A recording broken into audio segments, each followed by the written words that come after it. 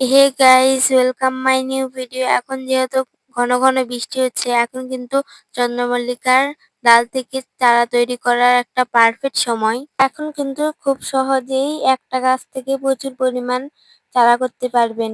আর সবচেয়ে মজার ব্যাপার হলো এই গাছগুলো থেকে কিন্তু ডাল থেকে চারা হয়। তাই খুব সহজে চারা তৈরি করে উইন্টার সিজনে কিন্তু অনেক অনেক ফুল পাওয়া যায়। আমি এখন যেই ডালগুলো ছিঁড়ছি এখান থেকে কিন্তু প্রত্যেকটা কাটিং থেকে কিন্তু চারা তৈরি করা যাবে। আর পারফেক্টলি ভাবে কিন্তু চারাগুলো তৈরি হয়ে যাবে।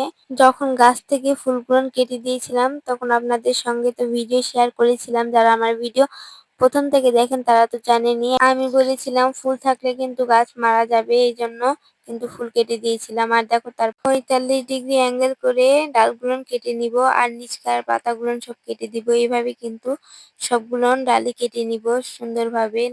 45 ডিগ্রি অ্যাঙ্গেল করে তোমরাও কেটে নিবে। তারপরে ছাদ বাগানে যেগুলা মানে খালি পাত্র আছিল সবগুলোতে কিন্তু আমি এক এক করে বসিয়ে দিয়েছি এবং অন্য গাছের নিচেও কিন্তু বসিয়ে দিয়েছি। আর ভালোভাবে কিন্তু চেপে চেপে বসিয়ে দিবি, যেভাবে আমি বসিয়ে দিচ্ছি দেখতেই পাচ্ছ। তোমরা কিন্তু এই সময় যদি এইভাবে লাগাও তাহলে কিন্তু খুব সহজেই পেয়ে যাবে গাছ। আর তোমাদের নার্সারির জন্য অপেক্ষাও করতে হবে না, নার্সারির আগে কিন্তু গাছ পেয়ে যাবে। তো আজকের মতন বাই।